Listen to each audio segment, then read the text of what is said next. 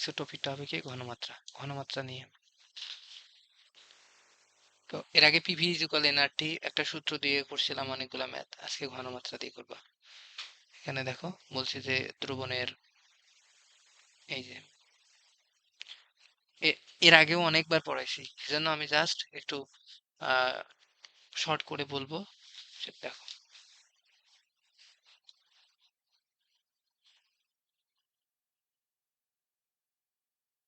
যে দ্রবণের মোলার ঘনমাত্রা ও মোলারিটি। তাহলে মোলারিটি কি? অবশ্যই নির্দিষ্ট তাপমাত্রা। কি হইতে হবে? নির্দিষ্ট তাপমাত্রায় হতে হবে। 1 লিটার দ্রবণে যত মোল দ্রব্য দ্রবীভূত থাকে সেই দ্রবণটাকে আমরা বলবো মোলারিটি। তাহলে মোলারিটির সংজ্ঞা তোমাদের ক নম্বরে আসে 1 মার্কের জন্য বোর্ডে, যে নির্দিষ্ট তাপমাত্রায় 1 লিটার দ্রবণে যত মোল দ্রব্য দ্রবীভূত থাকে ওই দ্রবণে দ্রব্যটির মোলারিটি বলে। ওই দ্রবণ ওই দ্রবণে দ্রব্যটির মোলারিটি বলে। তাহলে দ্রবণের মোলারিটি কি? এই যে দেখো 1 লিটারে কত মোল দ্রব্য দ্রবীভূত আছে, তাহলে মোলারিটিকে এম দ্বারা প্রকাশ করা হয়। এম ইজ ইকুয়াল হয় এন বাই এল, মানে লিটারে কত মোল দ্রব্য দ্রবীভূত আছে। ঠিক আছে, লিটারে কত মোল দ্রব্য দ্রবীভূত আছে। তাহলে একক কি? উপরে হবে মোল, নিচে হবে লিটার। তাহলে মোলারিটির একক হবে মোল পার লিটার।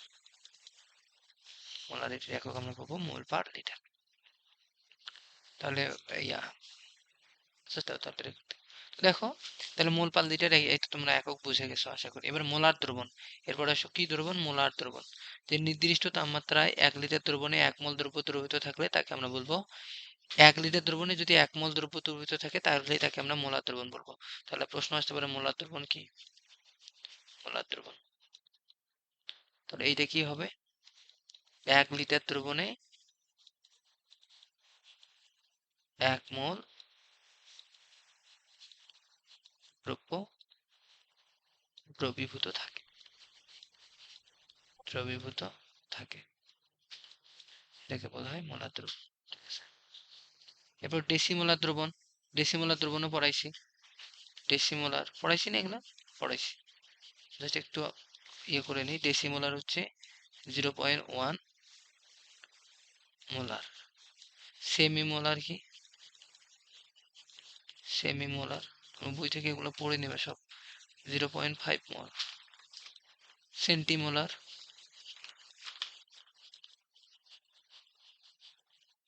মোলার 0.05। ঠিক আছে, এই যে দেখো এই সেমি মোলার, সেম ভাবে আমরা সেমি মোলার করে যাব। এখান থেকে সেমি মোলার, ডেসিমোলার, মোলার এগুলো দেখে নিবা। যে যদি 0.1 হয় তাহলে সেমি মোলার, যদি 0.1 হয় তাহলে মোলার, আর যদি 0.05 হয় তাহলে সেটাকে আমরা বলবো সেন্টিমোলার। আর সেমি মোলার হলে কি হবে? 0.5 হবে। সেমি মোলার হলে কি হবে? 0.5 হবে। ঠিক আছে, তো এগুলো তোমরা পড়ে নিবা। এরপরে আসো,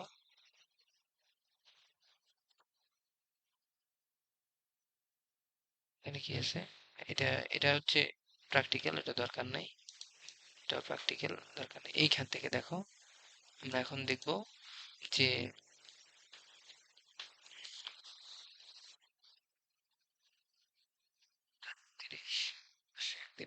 দেখো এখানে প্রাইমারি প্রমাণ দ্রবণ। প্রমাণ দ্রবণ কি সেটা বলবো। প্রমাণ দ্রবণ হচ্ছে কোনো প্রাইমারি স্ট্যান্ডার্ড পদার্থের নমুনা দিয়ে তৈরি করা দ্রবণের ঘনমাত্রা সঠিকভাবে জানা থাকলে ওই দ্রবণকে ওই নমুনার দ্রব্যের প্রমাণ দ্রবণ বলে। অর্থাৎ যে দ্রবণের ঘনমাত্রা তোমার জানা থাকবে সেটাকে আমরা বলবো প্রমাণ দ্রবণ। যে দ্রব্যের ঘনমাত্রা কি থাকে? জানা থাকে,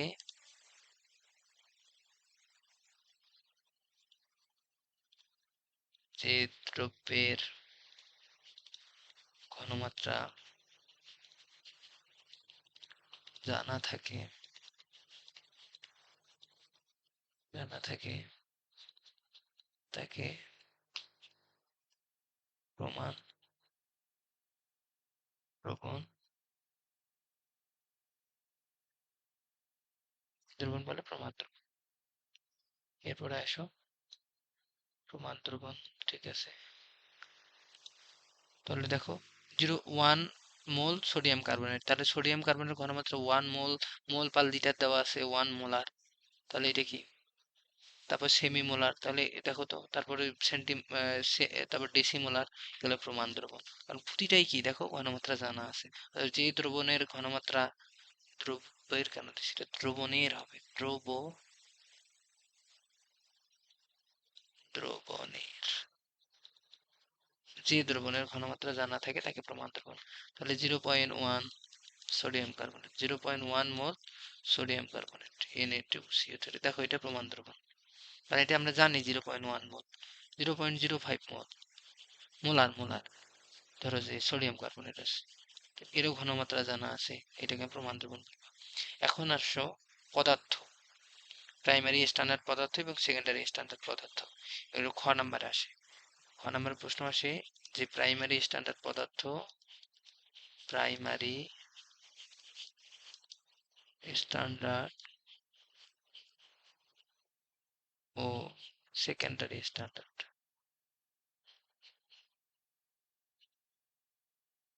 সেকেন্ডারি স্ট্যান্ডার্ড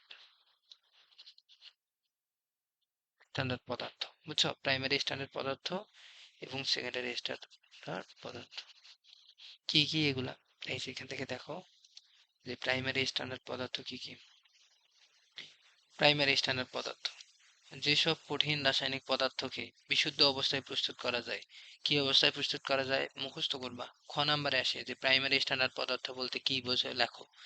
তারপরে সেকেন্ডারি স্ট্যান্ডার্ড পদার্থ কি বলতে বোঝায় লেখো। তো প্রাইমারি স্ট্যান্ডার্ড পদার্থ হচ্ছে বিশুদ্ধ অবস্থায় পাওয়া যায়, এরা বাতাসের সংস্পর্শে জলীয় বাষ্প বা অক্সিজেন সহ বিক্রিয়া করে না। অর্থাৎ এরা বাতাসের সংস্পর্শে জলীয় বাষ্পতে যে অক্সিজেনটা থাকে, মানে বাতাসের মধ্যে যে অক্সিজেন থাকে ওইটার সাথে বিক্রিয়া করে না। কি? প্রাইমারি স্ট্যান্ডার্ড পদার্থ। এদের ওজন ওজন নেয়ার সময় রাসায়নিক নিক্তিকে ক্ষয় করে না। মানে তুমি যে পাল্লা, যেটা আমরা পাল্লার মধ্যে কোনো কিছু মাপি না, তো ওই পাল্লাকে ক্ষয় করে না এরা। নিক্তি মানে পাল্লা। এদের ঘনমাত্রা দীর্ঘদিন অপরিবর্তিত থাকে, এদেরকে প্রাইমারি স্ট্যান্ডার্ড পদার্থ বলে। তাহলে সংজ্ঞা যদি পড়ো, যে সকল পদার্থ বিশুদ্ধ অবস্থায় প্রস্তুত করা যায়, বাতাসের অক্সিজেনের সাথে বিক্রিয়া করে না, তারপরে ওজন নেওয়ার সময় নিক্তিকে ক্ষয় করে না এবং ঘনমাত্রা দীর্ঘদিন অপরিবর্তিত থাকে, সে সকল পদার্থকে প্রাইমারি স্ট্যান্ডার্ড পদার্থ বলে। যেমন অনার্দ্র সোডিয়াম কার্বনেট, যেমন কি অনার্দ্র সোডিয়াম কার্বনেট, অনার্দ্র সোডিয়াম কার্বনেট, যেমন অনার্দ্র সোডিয়াম কার্বনেট। ঠিক আছে, এরপরে আসো ক্যালাসিত, ক্যালাসিত ইথেন ডাইওয়িক বা অক্সালিক অ্যাসিড, তারপরে পটাশিয়াম ডাইক্রোমেট, পটাশিয়াম ডাইক্রোমেট, তারপর ক্যালাসিত সোডিয়াম ইথেন ডাইওয়েট বা অক্সালেট, বিজারক পদার্থ ইত্যাদি প্রাইমারি স্ট্যান্ডার্ড পদার্থ। আর তোমাদের একটা শর্টকাট বলে দেই, যে যে সকল পদার্থে সি থাকবে, যে সকল পদার্থে কি থাকবে, যে সকল, কি থাকবে স্যার? এটা এর আগে বলছিলাম, পদার্থে সি থাকবে তারা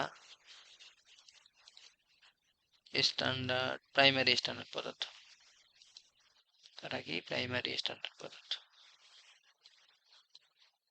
তারা প্রাইমারি স্ট্যান্ডার্ড পদার্থ।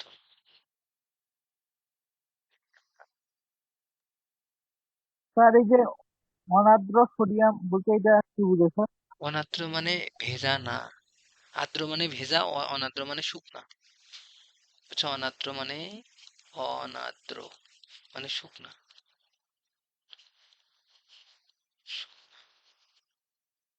ঠিক আছে? অনার্দ্র মানে কি শুকনা, মানে ভেজা না। ঠিক আছে, বোঝা গেছে? অনার্দ্র বলতে এখানে আমরা শুকনাটাকে বুঝবো, আসলে ভেজাটাকে বুঝবো না। অনার্দ্র মানে শুকনা। তাহলে এবার আসো, তারপর এই উদাহরণগুলো সব মুখস্থ করা লাগবে কিন্তু, বুঝছো? এখন মুখস্থ করা লাগবে না, এই তো শর্টকাট বলেই দিলাম যে সি থাকবে তারাই প্রাইমারি স্ট্যান্ডার্ড। ব্যতিক্রম কি? ব্যতিক্রম হচ্ছে হাইড্রোক্লোরিক অ্যাসিড। দেখো এখানে কিন্তু সি আছে, কিন্তু এটা তো, এটা হবে না। তাহলে তোমাকে আমি যেইটাই দিব সেটাই, দেখো এখানে প্রতিটাতেই সি আছে, এই জন্য এটা প্রাইমারি স্ট্যান্ডার্ড পদার্থ। এই যে দেখো, এটাতেও সি আছে, এটাতেও সি আছে, এটাতেও সি আছে, এটাতেও সি আছে, ওই জন্য প্রাইমারি। মানে শর্টকাট বোঝার জন্য, মানে মনে রাখার জন্য। এতগুলো তো মুখস্থ করা সম্ভব না। ঠিক আছে? এরপরে আসো সেকেন্ডারি। এই যে দেখো সেকেন্ডারিকে আমি আলাদা হলুদ কালার দিয়ে লিখব, তাহলে বুঝতে পারবা। আচ্ছা, এই যে সেকেন্ডারি পদার্থ, সেকেন্ডারি কি? যেসব পদার্থ প্রাইমারি স্ট্যান্ডার্ড পদার্থের চারটি বৈশিষ্ট্য যেমন বিশুদ্ধতা, বাতাসে অপরিবর্তিত থাকা এবং নিত্যিতে ক্ষয় করে না অর্থাৎ ঘনমাত্রার পরিবর্তন না ঘটায়, এর কোনো একটির অভাব ঘটে, তখন তাকে সেকেন্ডারি পদার্থ বলে। তার মানে কি জানো? যে এটা বাতাসের কি হয়, ক্ষয়, বাতাসের সাথে বিক্রিয়া করে, ঘনমাত্রা পরিবর্তিত হয় এবং নিক্তিকে ক্ষয় করে, সেগুলোকে আমরা বলবো সেকেন্ডারি স্ট্যান্ডার্ড পদার্থ। দেখো সি পাবা না একটাতেও, শুধু হাইড্রোক্লোরিক ব্যতিক্রম। বললামই তো যে শুধু হাইড্রোক্লোরিকটা হবে ব্যতিক্রম। তাহলে সোডিয়াম হাইড্রোক্সাইড, দেখো এগুলো সব কার্বন নাই কিন্তু, তো এগুলাই হচ্ছে কি সেকেন্ডারি স্ট্যান্ডার্ড পদার্থ। যেমন পটাশিয়াম পারম্যাঙ্গানেট, এখানে কি সি আছে? সি নাই। ঠিক আছে, এরপরে দেখো সোডিয়াম থায়োসালফেট, সি নাই। এটা মনে রাখবা যে প্রাইমারি স্ট্যান্ডার্ড পদার্থ কি, সেকেন্ডারি স্ট্যান্ডার্ড পদার্থ কি। তাহলে এবার দেখো, স্যার এই যে উপরে 3 নম্বরটা তো স্যার এটা সিআর, হ্যাঁ 3 নম্বরটা এখানে তো কার্বন নাই, সিআর। কোনটা 3 নম্বরে? Sulphuric acid. এটা তো সেকেন্ডারি স্ট্যান্ডার্ড পদার্থ করতেছি, এটা তো সেকেন্ডারি স্ট্যান্ডার্ড পদার্থ। এই যে এটা আমরা সেকেন্ডারি স্ট্যান্ডার্ড পদার্থ করতেছি, সেকেন্ডারি স্ট্যান্ডার্ড পদার্থ তো সি থাকবে না। সেকেন্ডারি স্ট্যান্ডার্ড পদার্থ তো সি থাকবে না, প্রাইমারি স্ট্যান্ডার্ড পদার্থ সি থাকবে।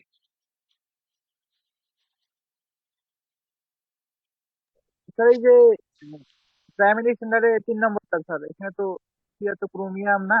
হ্যাঁ, তো সি আছে তো, ওইটাই তো সি, মানে সি তো, সি আর তেই তো ক্রোমিয়াম, তাই না? এটা তো সি না, মানে কার্বন না, সি ও মানে থাকলেই হবে। কার্বন, আমি তুমি কার্বন বুঝতেছো কেন? সি সি সি থাকলে সি, আচ্ছা। হ্যাঁ সি বুঝবা, শুধু হাইড্রোক্লোরিক হবে না। আচ্ছা ঠিক আছে, এরপরে আসো, এগুলো রিডিং পড়ে নিবা। এরপরে দেখো যে মোলার, ডেসিমোলার দ্রবণ, এগুলো একটু রিডিং পড়বা, আর কিচ্ছু নাই হ্যাঁ এখানে। তাহলে এখানে আমাদের পড়া কি ছিল? প্রাইমারি স্ট্যান্ডার্ড পদার্থ এবং সেকেন্ডারি স্ট্যান্ডার্ড পদার্থ।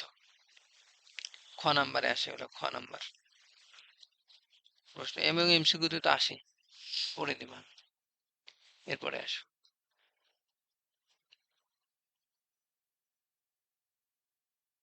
এই যে দেখো একটা ম্যাথ দিছে এখানে।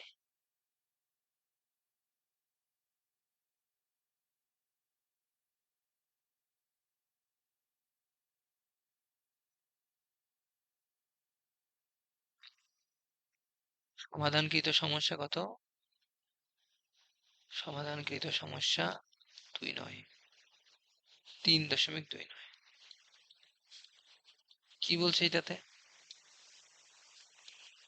এটাতে বলছে যে এত গ্রাম সালফিউরিক অ্যাসিড, 2.355 গ্রাম সালফিউরিক অ্যাসিড দ্রবীভূত করে মোট আয়তন কত এত করা হলো। তাহলে এর মোলারিটি কত? তাহলে কি কি দেওয়া আছে প্রশ্নে?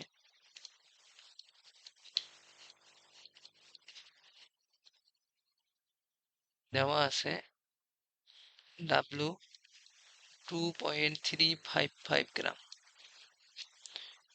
আর তোমাদের হচ্ছে মোট আয়তন ভি ইজ ইকুয়াল দেওয়া আছে 50 ml। ঠিক আছে, তাহলে এ অ্যাসিড দ্রবণের মোলারিটি কত? তার মানে এস চাইছে, মোলারিটিকে এস দ্বারা। তাহলে আমরা কি জানি, মোলারিটি সূত্র কি জানি? আচ্ছা, এন ইজ ইকুয়াল কি জানি? এস ভি ডাব্লু ভাগ এম। এখান থেকে আমরা আচ্ছা কি বের করবো দেখো তো? তাহলে আমরা S V is equal W by M নিব। তাহলে এস ইজ ইকুয়াল কি হবে? ডাব্লু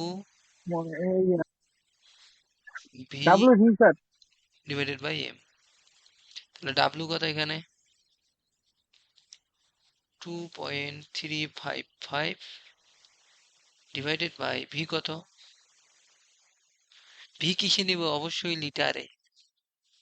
তাহলে এখানে মিলিলিটারে দেওয়া আছে 50 ml, তাহলে 50কে আমরা কি বানাবো? লিটারে 1000 দ্বারা ভাগ, ইন্টু এম কত? 98।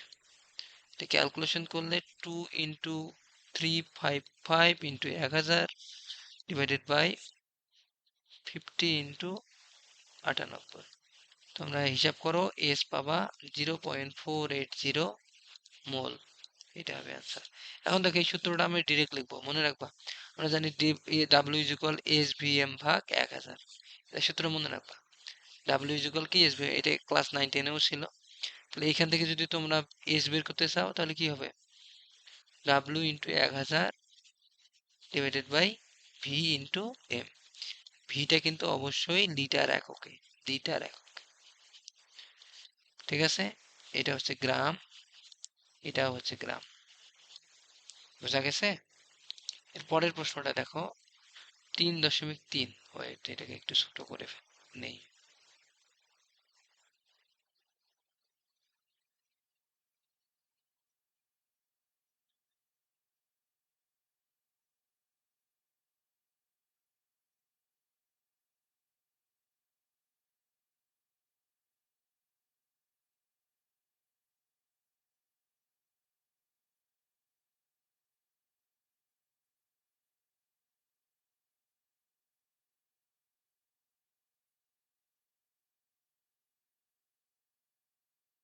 সমস্যা নেই। এরপর এটা দেখো কি 3.30। এই যে কি বলছে, যে ব্যবহারে হাইড্রোক্লোরিক অ্যাসিডের ঘনমাত্রা দেওয়া আছে। এরপরে বলল হাইড্রোক্লোরিক অ্যাসিডের ঘনমাত্রা আছে ওইরূপ 12 মোলার হাইড্রোক্লোরিক বাণিজ্যিক অ্যাসিডের 300 ml। তাহলে দেখো বাণিজ্যিক অ্যাসিডের 300 ml এ কত মোল হাইড্রোক্লোরিক অ্যাসিড। বাজারের বাণিজ্যিক হাইড্রোক্লোরিক অ্যাসিড হলো 12 মোলার জলীয় দ্রবণ, মানে 12 মোলার জলীয় দ্রবণ। বাজারে যে হাইড্রোক্লোরিক অ্যাসিডটা পাওয়া যায় সেটা হচ্ছে কি 12 মোলার। তাহলে 12 মোলার হাইড্রোক্লোরিক বাণিজ্যিক অ্যাসিডের 300 ml এ কত হাইড্রোক্লোরিক অ্যাসিড, মানে তোমার 12 মোল। তার মানে কি 12 মোলার মানে কি 1 লিটারে 12 মোল। তাহলে এখন 12 মোলার বাণিজ্যিক অ্যাসিডের 300 ml, তাহলে 1 লিটারে যদি 12 মোল থাকে তাহলে 300 ml এ কতটুকু থাকবে সেটা বের করতে হবে।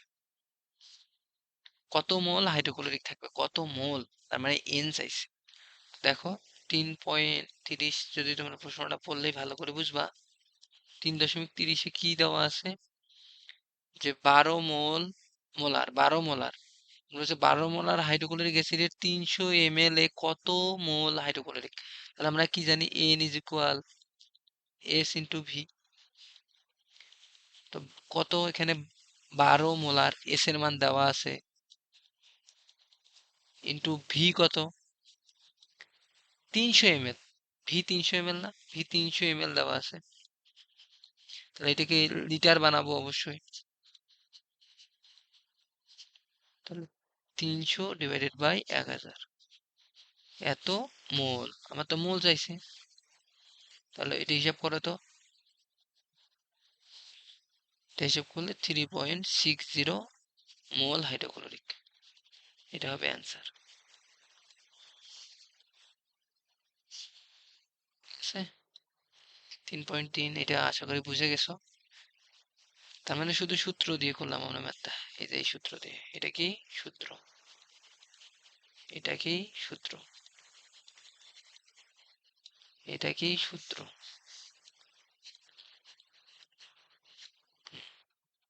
আমি তোমাদের কাজ যদি দেই, এগুলো সব কাজ তোমরা বাসায় করবা। এই যে এখানে দেখো 3.1 মোল বের করো, মোল সংখ্যা বের করো, এন বের করবা, এন। এটার দেখো এস ভি দেওয়া আছে, তা মোল সংখ্যা বের করা কি, N is equal S V, বসাই দিবা। সেম ভাবে এটা কত গ্রাম দ্রব্য প্রয়োজন হবে, ডাব্লিউ বের করবা। এই কয়েকটাতে শুধু একটা সূত্র ফেলবা, সেটা হচ্ছে W is equal S V M ভাগ 1000। এটা দিয়ে সব ম্যাথ হয়ে যাবে। এটাতে বলছে কত গ্রাম, এটাতেও ডাব্লিউ চাইছে, এটাতেও ডাব্লিউ চাইছে, এটাতে মোলার ঘনমাত্রা এস চাইছে, এটাতে চাইছে এস, এটাতেও, এটাতে মোলার দ্রবণ হবে, এর মোলার দ্রবণ হবে কি পরিমাণে, এটা ডাব্লিউ সব বের করবা। প্রতিটাই পারবা, এখন যারা চেষ্টা করবা না তত আগাই দেবা। মানে প্রতিটা ম্যাথ যখন করবা, মানে বই করতেছো তোমরা, আর বই করতেছো বলেই কিন্তু এত টাইম লাগবে, কারণ বইয়ের ম্যাথের উপরে তো কিছু নাই, স্লাইড করাই এত ইয়ে হবে না। ওই জন্য বইয়ের প্রতিটা ম্যাথ করো, দেন কঠিন কঠিন বইয়েরই তো সব আসবে। হাজারি স্যারের বই থেকে ইঞ্জিনিয়ারিং মেডিকেল সবখানেই আসে। এরপরে আসো, এই যে এখানে আরো কিছু ম্যাথ আছে, এগুলো দিব।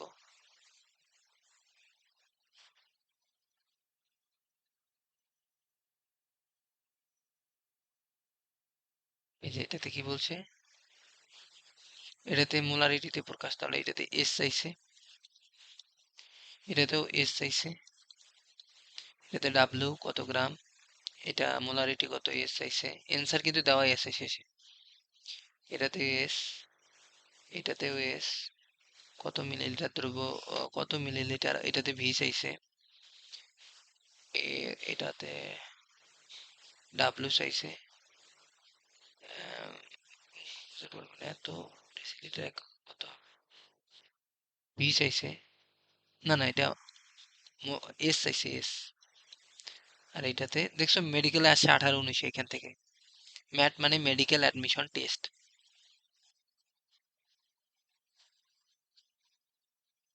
এটাতে লিটার এককে, এটা মিলিগ্রাম, দেখো এটা আছে 162 মিলিগ্রাম পার ডেসিলিটার। তো এটাকে কি চাইছে ওরা, মিলিমোল, মিলি মোল পার লিটারে চাইছে। তো আমরা এটাকে কি করবো, মিলিগ্রামটাকে মিলিমোল বানাবো। তাহলে এন ইজুকাল কি কি জানি আমরা, ডাব্লিউ/এম। তাহলে 162, এটা কি ছিল, গ্লুকোজ, C6H12O6। তাহলে এন বানালে কি, ডাব্লিউ কত দেওয়া আছে 162, আণবিক ভর দ্বারা গুণ করো, তাহলে এটা ভাগ করো, তাহলে মোল হয়ে যাবে। তাহলে এর আণবিক ভর কত, 6 ইন্টু এটা যত পাবা এখানে বসাই দিবা, এখান থেকে এন পাবা, ওইটাই হবে মিলিমোল। আর লিটার কি, ডেসিলিটার থেকে কি, ডেসি সেন্টি মিলি, মিলি সেন্টি ডেসি একক, মানে 10 দ্বারা ভাগ করবা। ডেসিলিটারকে যদি তুমি 10 দ্বারা ভাগ করো তাহলে লিটার পাবো। তো ধরো আমরা এইটাই হিসাব করে, আণবিক ভর হিসাব করে এন এর মান পাইলাম হচ্ছে 0.39, এত মোল, এত মিলিমোল, যেহেতু আমরা মিলিতে মিলিগ্রামে বসাইছি, তাহলে মিলিমোল। আর এখানে লিটারকে 10 দ্বারা ভাগ, তাহলে কি হবে, 162 থাকবে, মিলিমোল হচ্ছে 0.39 মিলিমোল, ডিভাইডেড বাই লিটারে কত আবার 10 দ্বারা ভাগ, তাহলে এটা আমার লিটার হবে। তাহলে 0.039 মিলিমোল পার লিটার, এইভাবে মানে একক থেকে রূপান্তর করলাম আমরা, মিলিগ্রাম থেকে মোলে গেলাম, তাহলে মোলে গেলে কি আণবিক ভর দ্বারা গুণ, ভাগ করবা, দুঃখিত গুণ না ভাগ, তাহলে এটা মিলিমোল পাইলাম, ডিভাইডেড বাই ডেসিলিটার থেকে লিটারে যাব, তাহলে 10 দ্বারা ভাগ, তাহলে লিটার।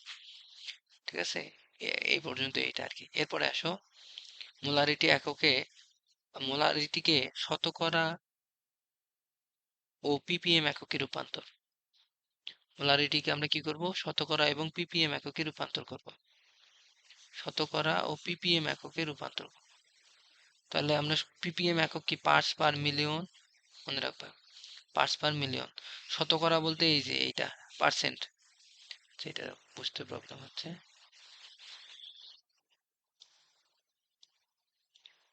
আর শতকরা এই যে আয়তন বলতে এটা, আর এই দাঁড়াও,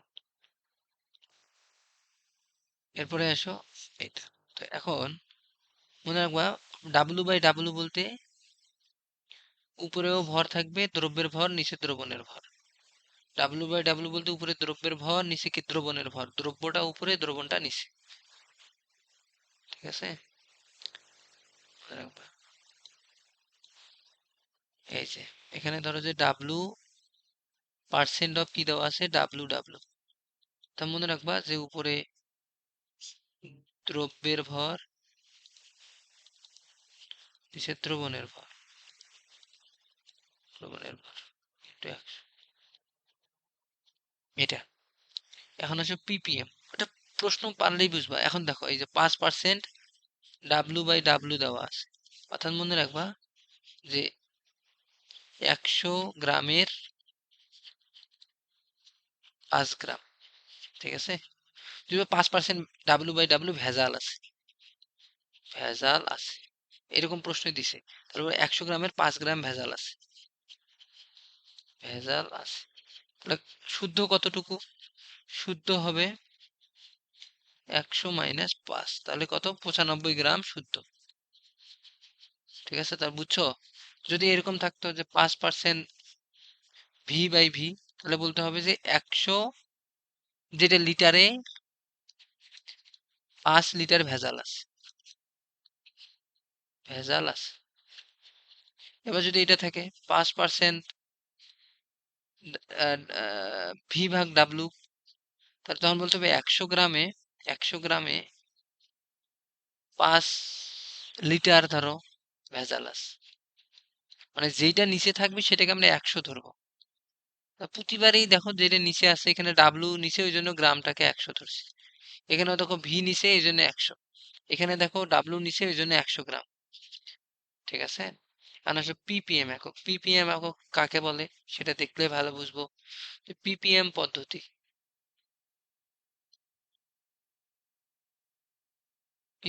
পিপিএম পদ্ধতি কি? যে পিপিএম একক দ্বারা দ্রব্যের ভরকে বা দ্রবণের মিশ্রণকে 10 লক্ষ বা 10⁶ এর অংশরূপে প্রকাশ করা হয়। তাহলে পিপিএম বলতে 10⁶, 10 লক্ষ, পিপিএম বলতে 10⁶, 10 লক্ষ বা 10 লাখ। এছাড়া পিপিবি আছে, পিপিবির একক পূর্ণরূপ কি? Parts per billion.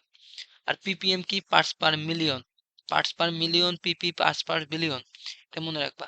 তাহলে পিপিবির ক্ষেত্রে কি হয়?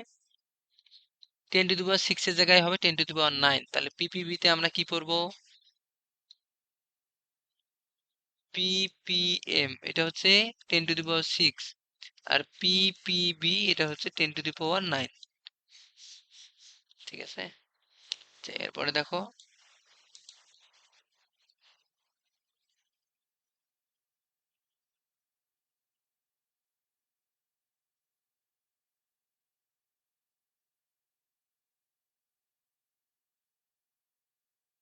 যেখানে দেখো বলছে যে তোমাদের বইয়ের পেজ মিলবে কিনা জানি না, কিন্তু তোমরা শুধু ইয়ে মিলাবা। ওকে, আর 10 মিনিট আছে, তারপরেই লিঙ্ক ইয়ে হয়ে যাবে। লিঙ্ক শেষ হওয়ার পরে তোমরা 5-7 মিনিট রেস্ট পাবা, তখন কিছু খাইয়ে নিবা বা একটু রেস্ট করবা, তারপর আমি আরেকটা লিঙ্ক দিব। তাহলে পিপিএম, পিপিএম কি? দ্রব্যের ভর বসাবা, নিচে দ্রব্যের ভর প্লাস দ্রাবকের ভর বসাবা, ইন্টু 10⁶ গুণ করবা। আর পিপিবি কি? এর সূত্র, দ্রব্যের ভর বসাবা ডিভাইডেড বাই দ্রব্যের প্লাস দ্রাবকের ভর ইন্টু 10⁹, নিচে গ্রাম এককে, গ্রাম একক। ঠিক আছে, এরকম উদাহরণ দেখলেই বুঝতে পারবা। তাহলে দেখো এবার 2 নম্বর এখানে কি আছে, তাহলে দেখো যেমন পানির তাপমাত্রা নির্ভর করে গ্যাসের দ্রাব্যতা 0°C তাপমাত্রায়। তাহলে দেখো পানিতে তাপমাত্রা নির্ভর করে অক্সিজেন গ্যাসের দ্রাব্যতা 0°C তাপমাত্রায় কত? 14.6 ppm, এবং 35°C তাপমাত্রায় এর দ্রাব্যতা হচ্ছে 7.1 ppm, এবং ভূগর্ভস্থ পানির জলে অজৈব আর্সেনিক গড় পরিমাণ প্রায় 2.5 ppb থাকে। তাহলে এইটা কিন্তু মেডিকেলে আসে, মেডিকেলের জন্য দেখো 0°তে 14.6 অক্সিজেনের, 35-এ হচ্ছে 7.1। দেখো তাপমাত্রা যত বাড়তেছে ঘনমাত্রা তত কি হচ্ছে? কমতেছে। আর মাটির নিচে যে জলীয় মানে জল আছে, পানি আছে, ওই পানির ঘন মানে ঘনমাত্রা কত? 2.5। ঠিক আছে, 2.5। তো 1 মিনিট দাঁড়াও তো। তো দেখো এখন এখান থেকে এই এই দুইটা লাইন কিন্তু মুখস্থ করবা, প্রয়োজনে খাতায় নোট করবা। তুমি বই পড়তেছো, বইয়ের মূল্যটা সব থেকে মানে গুরুত্ব সব থেকে বেশি।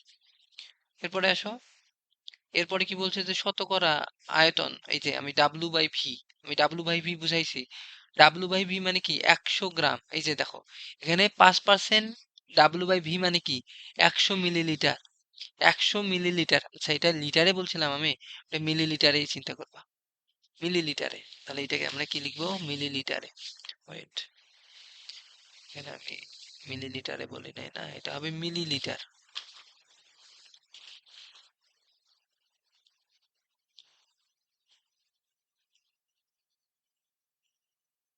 এটা হবে মিলিলিটার। Millilitre, millilitre. ঠিক আছে, এটা মিলিলিটারে করে নিবা। তাহলে এবার দেখো,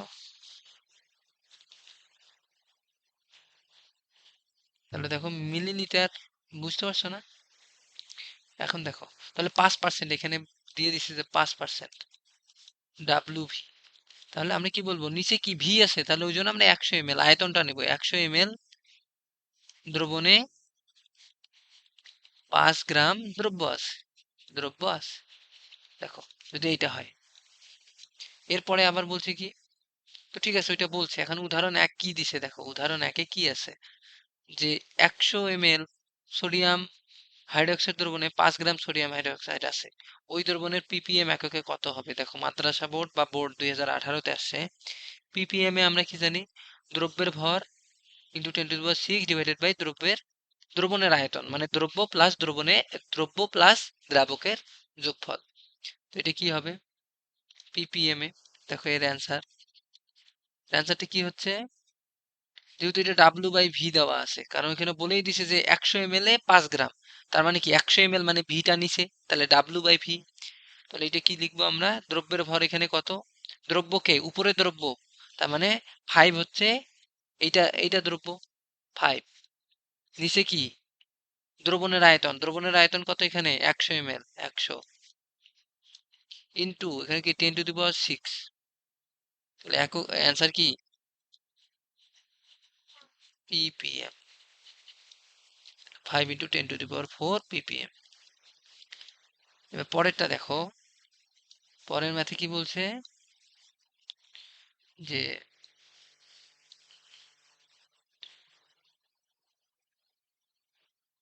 একটি পাত্রে 80 ml 2.5%, 55% ডাব্লু বাই ভি। এই যে ডাব্লু বাই ভি আছে মানে বুঝে গেছো যে 100 ml এ হিসাব করতে আমাকে হবে, কারণ ভি নিচে। ডাব্লু বাই ভি মানে কি 100 ml এ এত। তাহলে ওই দ্রবণের ঘনমাত্রা পিপিএম এককে চাইছে। এখানে কিন্তু বলেই দেয় না, এখানে ডাব্লু বলে না, এখানে কিন্তু ডাব্লু বলছে। কিন্তু এখন তো আমরা বুঝতেই পারছি এখানে ডাব্লু কত। কিভাবে বুঝবো, 2 এটা 2 নম্বর উদাহরণ, যে 2.55% W by V sodium hydroxide.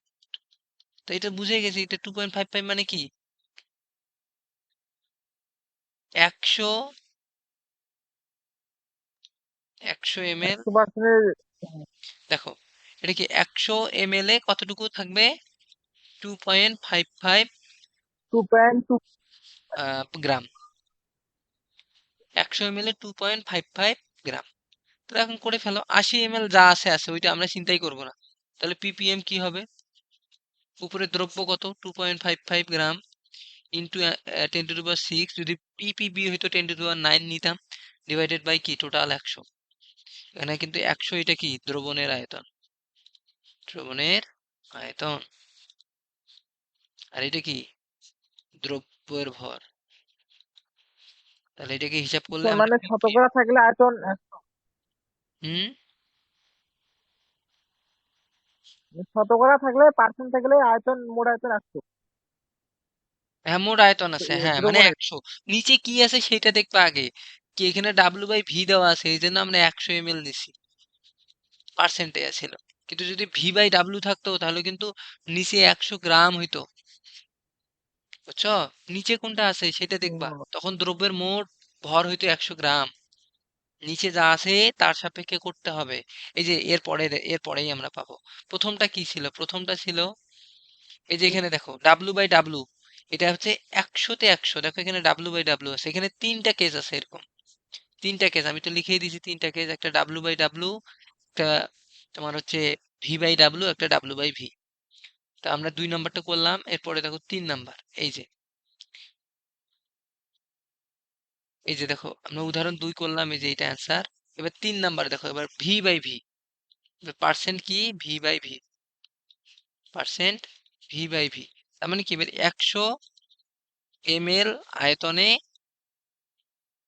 যতটুকু দেওয়া থাকবে, যদি এরকম থাকে যে 5% ভি বাই ভি, তখন তোমরা দিবে যে 100 ml এ কত 5 ml, তাহলে তখন ppm এ কি হবে, ppm এককে কি হবে 5/100 ইন্টু 10⁶, এটাই হবে অ্যান্সার। বুঝছো, কারণ 100 তো তখন টোটাল আয়তন, এই যে ppm, বুঝতে পারছো না? তার মানে দেখো এই যে এখানে দেওয়া আছে যে 70%, তার মানে দেখো জ্বলে দেবো 100 ভাগ আয়তনে 70 ভাগ হলো এত, এই যে ppmv, তখন কিন্তু ভিটা যুক্ত করা হবে জাস্ট, তখন শুধু ভি, কারণ এই যে আয়তন নিয়ে এই জন্য ppmv বলে যে parts per million by volume, কারণ আমরা আয়তন দিয়ে ভি, দুইটাই ভি, আমরা আয়তন দিয়ে করতেছি, তার মানে ppmv মানে parts per million by volume, আয়তনের সাপেক্ষে। এরপরে আসো, এই যে 1 মিনিট আছে, তোমরা হচ্ছে যারা যারা 8 মিনিটের পরে কিন্তু লিঙ্ক যাবে, তো তোমরা যদি চাও 8 মিনিটের মধ্যে খাই নিতে, তো এখানে কি বলছে যে ওই যে উদাহরণ 2 তো করলাম, তাই না? এরপরে আসো, এই যে দেখো তাহলে এখানে কি বলছে, এই যে গ্রাম এলাকায় পরিষ্কার বায়ুতে 0.05 ppmv পরিমাণ টক্সিক সিও গ্যাস থাকে, কিন্তু শহরের ট্রাফিক যানবাহন এলাকায় 50 সিও গ্যাস। তাহলে দেখো গ্রামে কি পরিমাণ থাকে 0.05, আর শহরে দেখছো 0.50 ppmv, তার মানে শহরে কত পরিমাণ বিষাক্ত গ্যাস কার্বন মনোক্সাইড থাকে। গ্রামে থাকে 0.05 কিন্তু শহরে থাকে 50, তার মানে তার থেকে কত গুণ বেশি, 100 গুণ বেশি, 100 গুণ নেয় 1000 গুণ বেশি। তাহলে শহর কত, মানে শহরে কত রিস্ক, কার্বন মনোক্সাইড যদি তোমার আহ শরীরের ভেতরে যায় একদম মানে তৈরীকৃত, তাহলে তো মারা যাবা, মানে মৃত্যু হবে, এত পরিমাণ বিষাক্ত। এটা ভাটা আছে না, ইটের ভাটা, ইটের ভাটা থেকে বের হয়।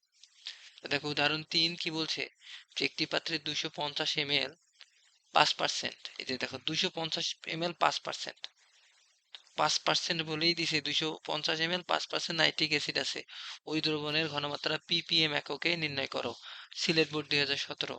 এখন দেখো 5%, একটি পাত্রে 250 ml 5% নাইট্রিক, 5% মানে কি 100 ml এ 5 ml, 100 ml এ কি 5 ml, 5% বলতে এখানে তোমাকে বুঝতে হবে যে 100 ml এ 5%, তাহলে 100 ml এ যদি 5% হয় তাহলে আমার 5% কি, এই যে 5%, তাহলে আমাকে বুঝতে হবে যে তাহলে v/v আছে এটা, তাহলে 100 ml 5 ml, তাহলে ppm এ কি হবে, ppm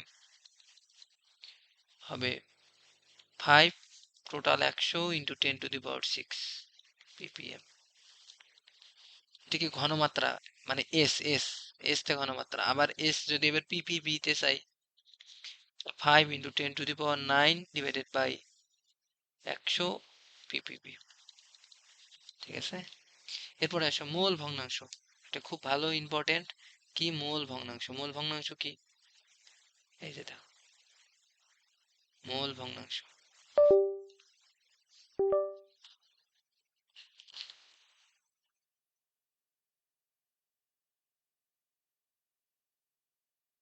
মোল ভগ্নাংশ হিসেবে কি মোল ভগ্নাংশ, যে মোল ভগ্নাংশ এক্স হলো দ্রব্যের মোল সংখ্যা ও দ্রবণের উপাদান, দ্রব্য ও দ্রাবকের মোট মোল সংখ্যার অনুপাত। তাহলে মোল ভগ্নাংশ কাকে বলে, দ্রব্যের মোল ভগ্নাংশ এক্স, দ্রব্যের মোল ভগ্নাংশকে এক্স দ্বারা প্রকাশ করা হয়, মোল ভগ্নাংশ কি দ্বারা প্রকাশ করা হয়, এক্স দ্বারা। তো এটা কি দ্রব্যের মোল সংখ্যা ও দ্রবণের উপাদান, দ্রব্য ও দ্রাবকের মোট মোল সংখ্যার অনুপাত, অর্থাৎ মোল ভগ্নাংশ হলো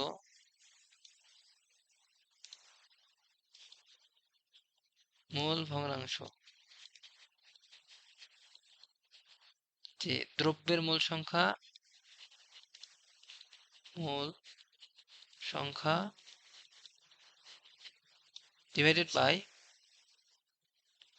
দ্রব্য ও দ্রাবকের মোট মোল সংখ্যা, মোট মোল সংখ্যা, মোল সংখ্যা, দ্রব্য ও দ্রাবকের মোট মোল সংখ্যা, এই যে এর পরের দিন থেকে আহ 2টা করে ইয়ে করব, মানে ফিজিক্স কেমিস্ট্রি করবো আর ম্যাথ করবো দুইটা করে, ঠিক আছে? যেহেতু করলাম তাহলে দুইটা করে করবো, প্রথম ক্লাসটা হচ্ছে ফিজিক্স তারপর একটা ম্যাথ, বা প্রথমটা কেমিস্ট্রি তারপর একটা ম্যাথ। তাহলে এবার দেখো মোল ভগ্নাংশ এক্স, তাহলে দ্রব্যের মোল সংখ্যা ডিভাইডেড বাই দ্রব্য ও দ্রাবকের মোট মোল সংখ্যা। মোল ভগ্নাংশ এক্স কি? দ্রব্যের মোল সংখ্যা ডিভাইডেড বাই দ্রব্য ও দ্রাবকের মোট মোল সংখ্যা। এটা কিন্তু সূত্র মনে রাখবে, অঙ্কে লাগবে। এরপরে আসো শতকরা মোল ভগ্নাংশ। শতকরা মোল ভগ্নাংশ কি? যে মোল ভগ্নাংশ ইন্টু 100, 100% আর কি, ওইটাই এর সাথে খালি গুণ 100 হলেই সেটাকে আমরা বলবো শতকরা। এরপরে আসো, এবার কি? দ্রবণের মোলারিটি ও শতকরা হারের পারস্পরিক রূপান্তর। মোলারিটি এবং শতকরা, তাহলে এটা কি হবে বলো তো? 5% সোডিয়াম হাইড্রোক্সাইডের মোলারিটি কত? 5%, 5% সোডিয়াম হাইড্রোক্সাইড, তাহলে এজ ইজ ইকুয়াল কি জানি? 5% মানে তোমরা করবা কি? 10 ইন্টু 5 ডিভাইডেড বাই, এটা সূত্র, 10x ডিভাইডেড বাই আণবিক ভর। তাহলে এখানে 10x বলতে এখানে 5, এক্স মানে কত পার্সেন্ট? এটা এক্স পার্সেন্ট, এক্স মানে এখানে 5 ডিভাইডেড বাই আণবিক ভর কত? Sodium hydroxide 40। এটাই হবে অ্যান্সার, 1 পয়েন্ট সামথিং। তাহলে 5/4, তাহলে 5কে যদি 4 দ্বারা ভাগ করি, 1410 2.25 অ্যান্সার এই, ক অ্যান্সার। ঠিক আছে, তাহলে দেখো, তাহলে এই সম্পর্কের মধ্যে যদি তোমরা দেখো, এইটুকু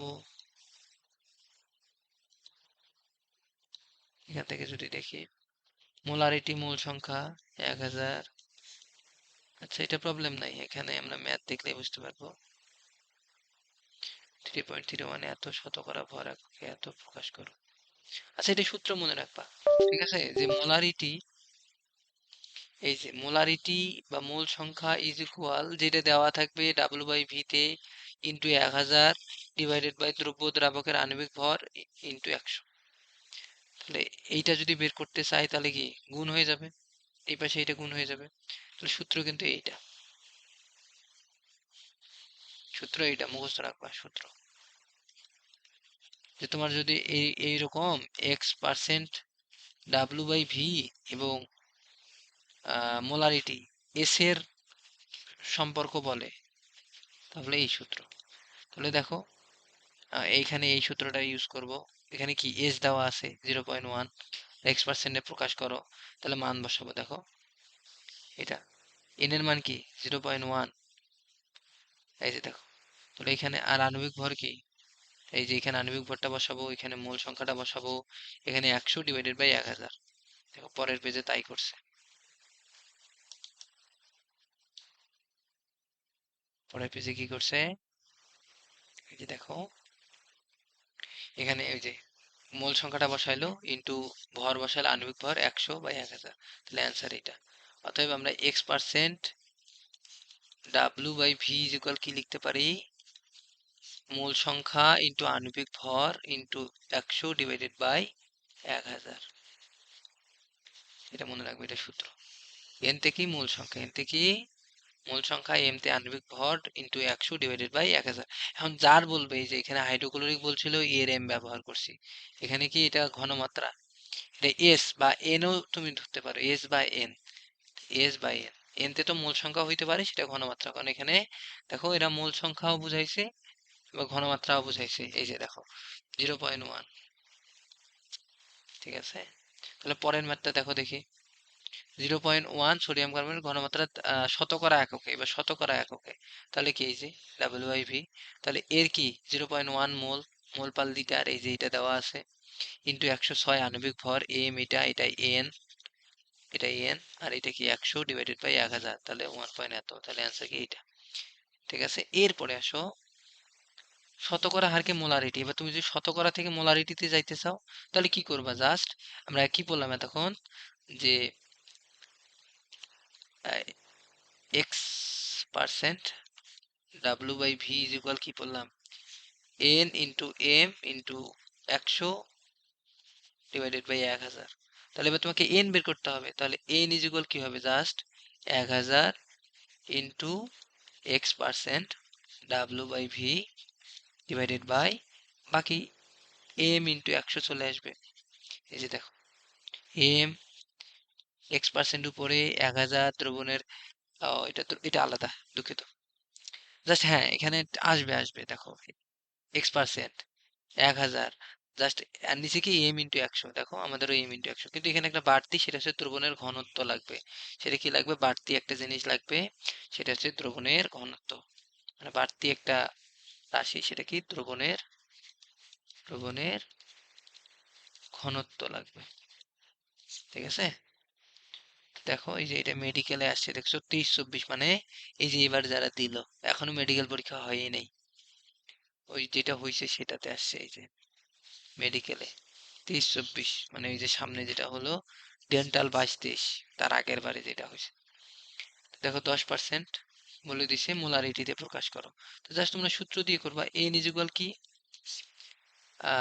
x% W/V ইন্টু কি করবা 1000 ইন্টু ঘনত্ব তো লাগবে, ঘনত্ব কার ঘনত্ব? দ্রবণের ঘনত্ব ডিভাইডেড বাই কি m ইন্টু 100। এখন মানগুলা বসাও, এখানে x% কত? 10 দেওয়া আছে, 10 ইন্টু 1000, ঘনত্ব কত বলো দেখি? দ্রবণের ঘনত্ব, যেহেতু দ্রবণের ঘনত্ব 1 ধরে নিব, কেন? 10% মানে মোলার, দেখো মোলার ঘনমাত্রা, ঘনমাত্রাকে মোলার ঘনত্ব বা মোলারিটি এককে প্রকাশ করো। আচ্ছা 10 গ্রাম আণবিক ভর এত। হ্যাঁ, এখন রো ইজ ইকুয়াল আমরা কি জানি বলো দেখি?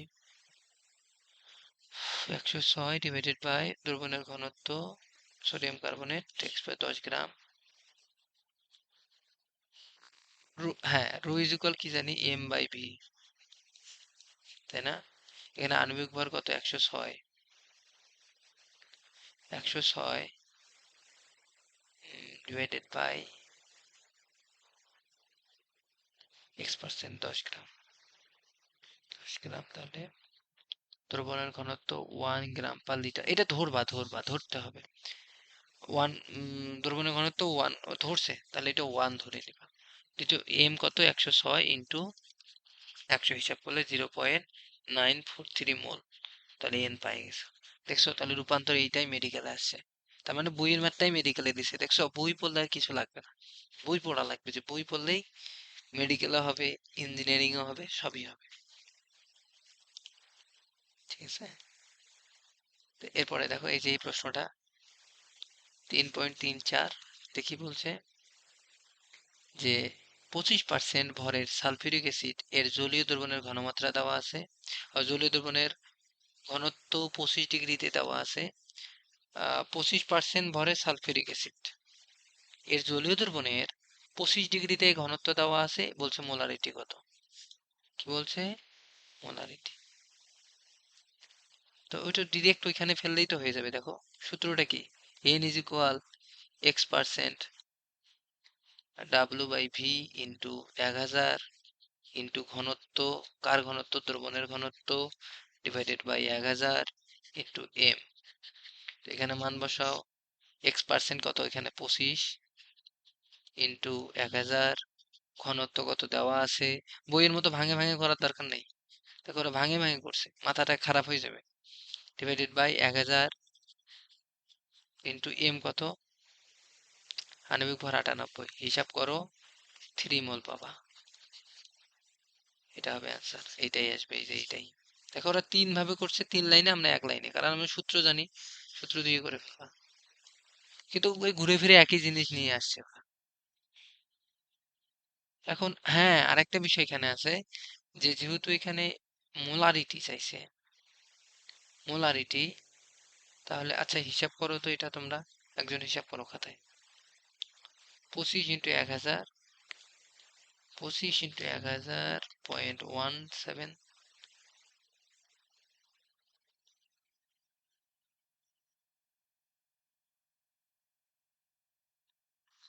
ক্যালকুলেটর।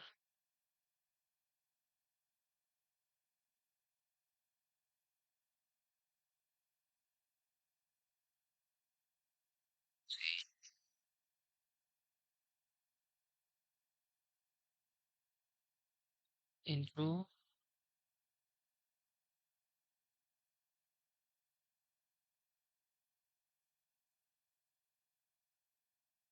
25 কত ছিল 1000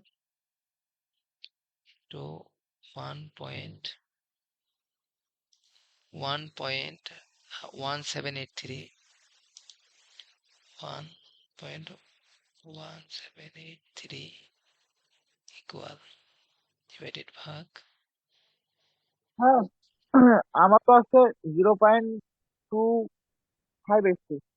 zero point zero two point five two five 0.25 হ্যাঁ ঠিক আছে, এই যে দেখো এখন এটা এন পাইছি, দুঃখিত এটা এন মোল পাইছি, তাহলে এটাকে আবার ভাগ করবো না আণবিক ভর দ্বারা। এই যে দেখো এইটা তুমি এটা পাইছো না, আমার তো এম লাগবে, তাহলে এম ইজ ইকুয়াল কি এস ইজ ইকুয়াল মানে এস লাগবে, তাহলে এস ইকুয়াল কি N by N N by V. তাহলে এখানে এন কত, এন এন হচ্ছে এটা 0.5। 255, হ্যাঁ, ডিভাইডেড বাই ভি কত, হ্যাঁ, এই যে ভিটা এখান থেকে বের করে নিতে পারো 100 গ্রামের জন্য,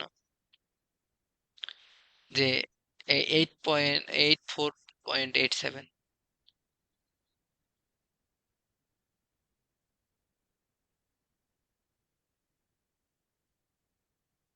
কি দেখো দেখি, রো ইজ ইকুয়াল কি এম বাই ভি, বা ডাব্লু ভাগ এম, রো ইজ ইকুয়াল কি এম ভাগ ভি, এটা ডাব্লু এটা ভি ডিভাইডেড বাই ডাব্লু, তাহলে rho is equal to M V. 100 gram অ্যাসিডের দ্রবণের জন্য 1 লিটার। আচ্ছা আচ্ছা, শোনো, স্যার এই এটা ক্ষেত্রে হচ্ছে এখন 3 মোল আছে স্যার। হুম এখন 3 মোল আসছে স্যার। 3 মোল আসছে,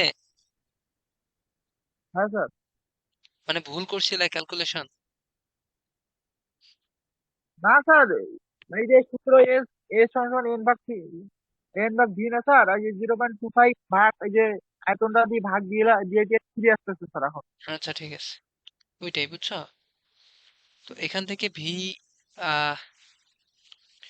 রো ইজ ইকুয়াল এম ভাগ ভি, এটা দিয়ে আয়তন আসবে, ঘনত্ব দেওয়া আছে, তুমি ওইটাকে গুণ করে দাও সালফিউরিক অ্যাসিডের, দেখবা যে তুমি এখান থেকে আয়তনটা পাবা। রো ইজ ইকুয়াল এম ভাগ ভি, তাহলে V is equal rho M, তাহলে এই যে 1.1783 কে তুমি 98 দ্বারা গুণ করো তো, তাহলে 98 দ্বারা গুণ করলে 1 পয়েন্ট একটু বেশি আসবে, তারা ওইটা গ্রাম পার মিলিলিটার, ওটা 98, 1000, 1.1783। আচ্ছা, তোমরা এই এই এই আয়তনটা বের করার 100 গ্রাম এসিড দ্রবণের আয়তন 100 গ্রাম ডিভাইডেড বাই 1 ডাব্লু ভাগ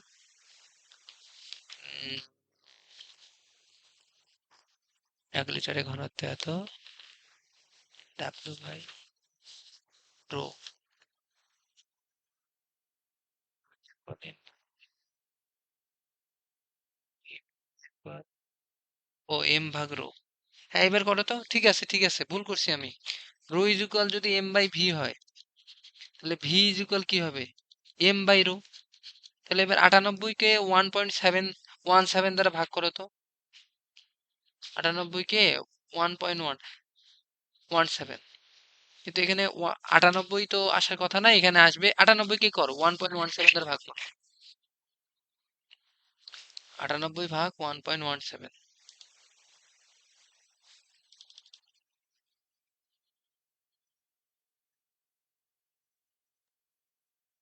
স্যার 54.96।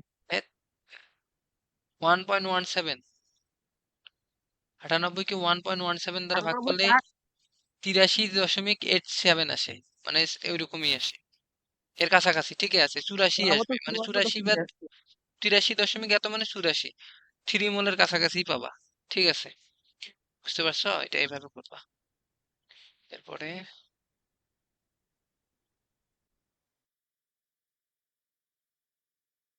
এবার আসো, পিপিএম এককে রূপান্তর তো করলাম, তাই না? পিপিএম এককে রূপান্তর, এবার মোলারিটিকে পিপিএম এককে রূপান্তর। আমরা এতক্ষণ পিপিএম বানাইছি, কিন্তু কি এটা ডিরেক্ট শতকরা থেকে, যে ডাব্লু ভাগ ভি, ভি ভাগ ডাব্লু। এবার মোলারিটি থেকে পিপিএম এ যাব, মোলারিটি থেকে পিপিএম এ যাব, মোলারিটি থেকে। অর্থাৎ দেখো মোলারিটি থেকে পিপিএম কিভাবে যাব, নিচে দেখবা, এই যে জেনে নাও এগুলো কিন্তু পড়বা অবশ্যই। তারপর দেখো 1000 লিটার কি, 10³ লিটার সমান 1 মিটার কিউব, 1 ppm, এগুলো পড়ে নিবা। মোলারিটি হলো প্রতি লিটার দ্রবণে মোল সংখ্যা, পিপিএম কি মিলিগ্রাম সংখ্যা প্রতি লিটারে, এগুলো সব পড়ে নিবা। এখন দেখো এই যে এই প্রশ্নটা দেখো, বলছে যে 35°C তাপমাত্রায় অক্সিজেনের দ্রাব্যতা দেওয়া আছে, মানে কি দেওয়া আছে, এস, কি দেওয়া আছে, এস।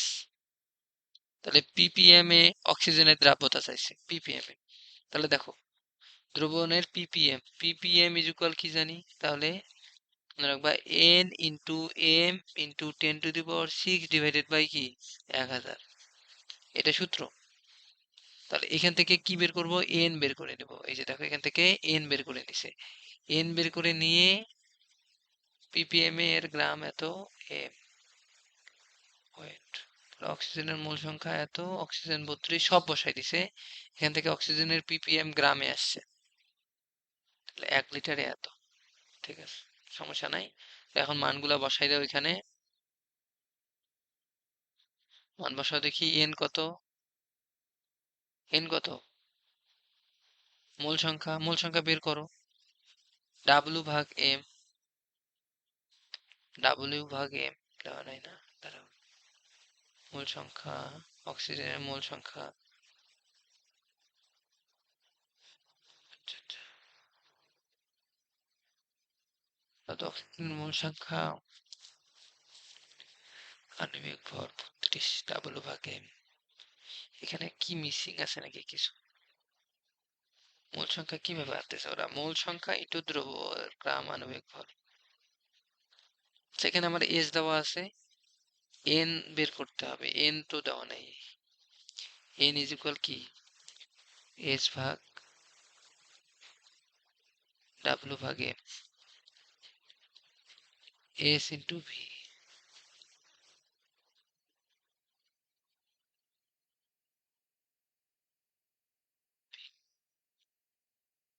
0.3,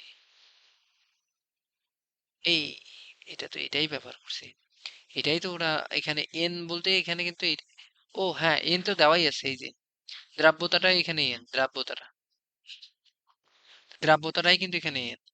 ঠিক আছে, এই যে এটা, তাহলে এন ইজ ইকুয়াল মোল সংখ্যা মানে এখানে দ্রাব্যতাটা, তো এটা বসাই দিবা। হ্যাঁ ওইটাই করছে, আণবিক ভর তো অক্সিজেনের কত 32, 10⁶/1000, ঠিক আছে। তার মানে এন এখানে হচ্ছে 2.3 ইন্টু 10⁻⁻4 ইন্টু আণবিক ভর হচ্ছে 32 ইন্টু 10⁶ ডিভাইডেড বাই 1000। ঠিক আছে, এটা 3.5, 3.36 দেখবা যে সেম জিনিস, এই যে দেখো পিপিএম এ একই সূত্র ফেলছে, হোমওয়ার্ক করবা, বাসার কাজ। বিকল্প পদ্ধতিও দিছে, তোমরা দেখতে পারো। এবার মোল ভগ্নাংশ, আমি বললাম না যে পিপিএম, দেখো এটা পিপিএম এ চাইছে, জাস্ট এই যে এটা কি দ্রব্যটার, এটা কি পুরা দ্রবণের, এটা পুরা দ্রবণের, এটা দ্রব্যের, ইন্টু 10⁶, এটা পিপিএম। এখন দেখো মোল ভগ্নাংশ কি জানো, তুমি যার যেটা বের করবা তার মোল ভগ্নাংশ, এই যে দেখো মোল ভগ্নাংশ গণনা, তার মোল ভগ্নাংশ আমরা C3H7 এর মোল সংখ্যা চাই, তাহলে এই যে দেখো শুধু এর মোল সংখ্যা ডিভাইডেড বাই দ্রব্য ও দ্রাবকের মোট মোল সংখ্যা, এই যে দ্রব্য ও দ্রাবকের মোট মোল সংখ্যা। এখন এটা প্রশ্নটা না পড়লে তোমরা বুঝবে না, প্রশ্নটা পড়ে গেল। এখন দেখো এই যে প্রশ্নটা কি, কোন নমুনায় রুবিং অ্যালকোহল 142 গ্রাম আইসোপ্রোপাইল অ্যালকোহল, এটা কি আইসোপ্রোপাইল অ্যালকোহল, 142 গ্রাম আইসোপ্রোপাইল অ্যালকোহল এবং 58 গ্রাম পানি আছে, তাহলে অ্যালকোহল ও পানির মোল ভগ্নাংশ। তাহলে দেখো প্রতিটারই মোল বের করো, তাহলে আমি আগে এর মোল বের করি। এন ইজ ইকুয়াল কি ডাব্লু ভাগে এ ডাব্লু কত 142 ডিভাইডেড বাই এম কত আইসোপ্রোপাইল অ্যালকোহলের আণবিক ভরটা হিসাব করে এখান থেকে কত পাইছে ওরা 60 60। তাহলে আমরা এখান থেকে 60, তাহলে 60 হিসাব করলে এরপরে 2 পয়েন্ট আসতেছে 2 পয়েন্ট সামথিং 2.36। এই যে দেখো 2.36 আসতেছে, তাহলে এটার পাইছি। তাহলে এরও এন পানির এন বের করে নেই, এই পানির এন ওইটারে, কারণ মোল সংখ্যা তো লাগবে। তাহলে পানি কত এর এত কত 58 দেওয়া আছে ডিভাইডেড বাই 18, তাহলে এইটারও মোল পাওয়া যাব কত, এটা হচ্ছে 3.22। দেখো এটা 3.22 3.22। এখন যদি বলে যে প্রতিটারই মোল ভগ্নাংশ, তাহলে পানির মোল ভগ্নাংশ কি হবে দেখো, যদি তোমরা পানির মোল ভগ্নাংশ চাও, যদি পানির মোল ভগ্নাংশ চাও, পানির মোল ভগ্নাংশ, আচ্ছা এটা নিচে দেই তাহলে বুঝতে পারবা। এখানে যদি পানি, তাহলে তোমাকে কি লিখবে, পানির মোল সংখ্যা ডিভাইডেড বাই মোট মোল সংখ্যা। পানির মোল সংখ্যা কত, পানির 2.36, মোট মোল সংখ্যা কত 2.3, পানির তো 2.36 না, দুঃখিত।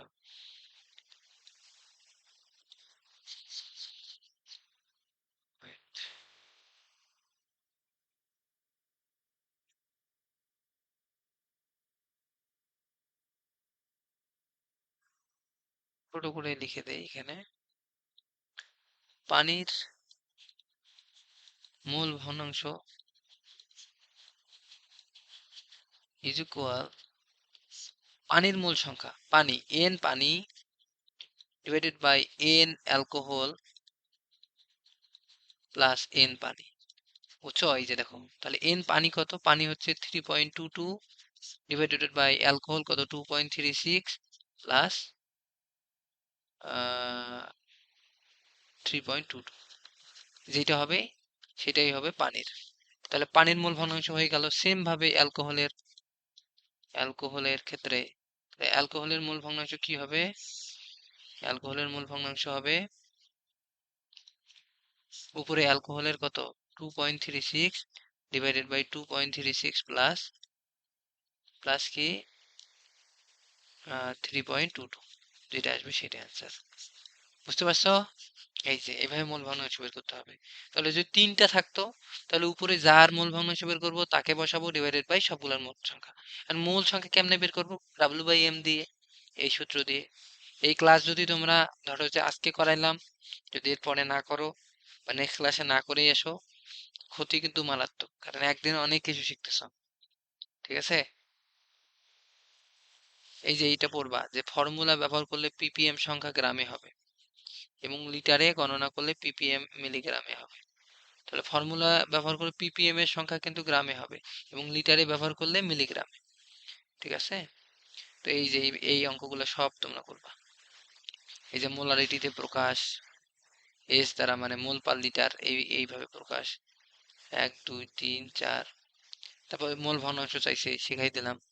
সুশান্ত, রিকোয়েস্ট থাকবে তোমরা সবাই করবা এখানে, যে এটা সব আচ্ছা, দেখো, এটা গ্রাম পার লিটারে চেষ্টা করো, যেটা পারবা না আমাকে তো বলতে হবে, আমি কিন্তু এই জন্য দিচ্ছি কাজগুলা বারবার।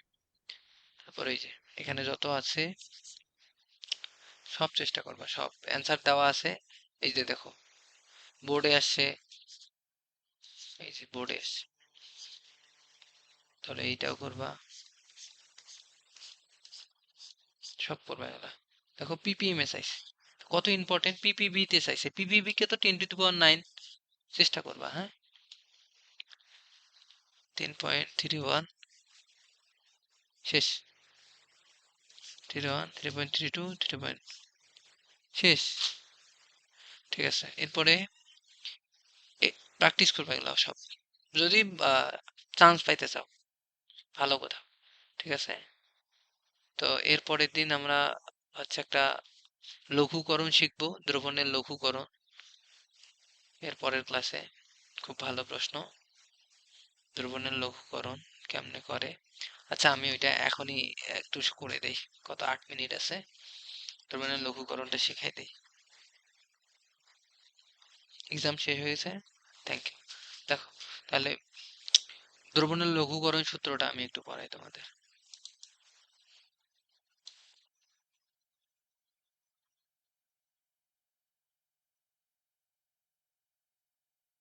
দ্রবণের লঘুকরণ, ঠিক আছে? দ্রবণের লঘুকরণ মানে কি, ধরো যে তোমার একটা পাত্র আছে, তোমাকে পাত্রে দ্রবণ দিছে, তুমি ওই পাত্রে ধরো যে আরো দ্রবণ দিলা, দিয়ে পাতলা করবা, মানে লঘু মানে পাতলা করা। তো উদ্দেশ্য হচ্ছে পাতলা করবা। তো এটা কিভাবে করবো, এই যে এই সূত্র, S1V1 = S2V2, এটাই হচ্ছে সূত্র। ঠিক আছে, 1 হচ্ছে আদিতে, 2 হচ্ছে শেষে। এইটা দিয়ে আমরা ইয়ে করবো। তাহলে দেখো উদাহরণ 1, উদাহরণ 1-এ কি বলছে ওইটাই তোমাদের বোঝাচ্ছি। দেখো উদাহরণ 1,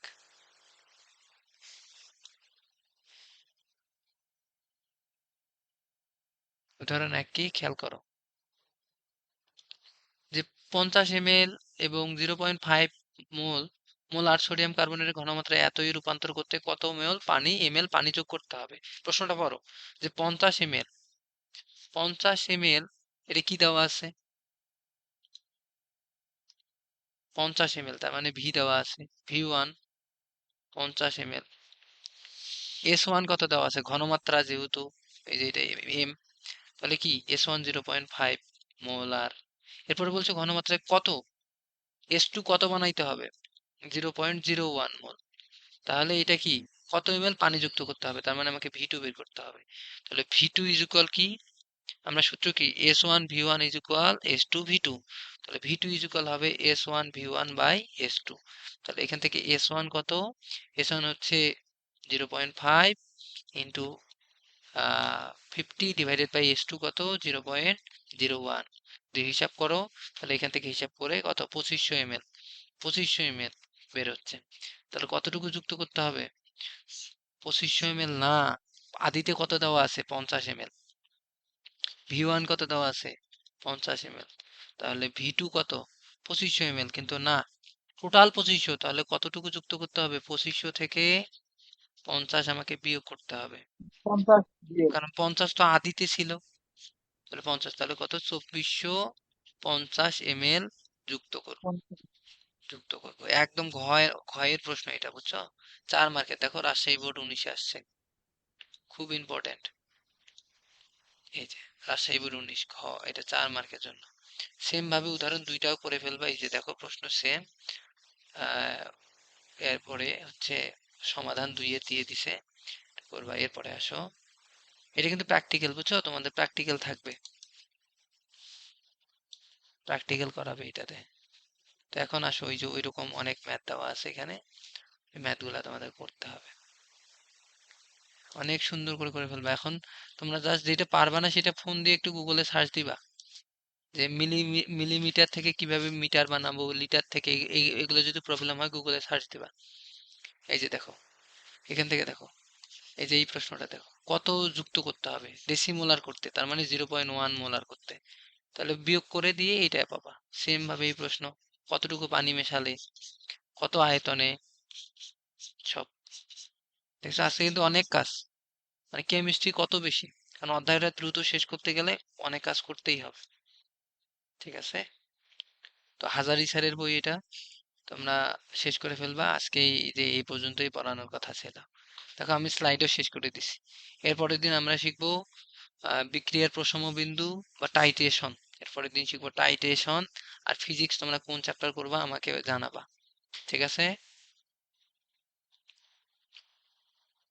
আচ্ছা, আজকের ক্লাসটা এই পর্যন্তই।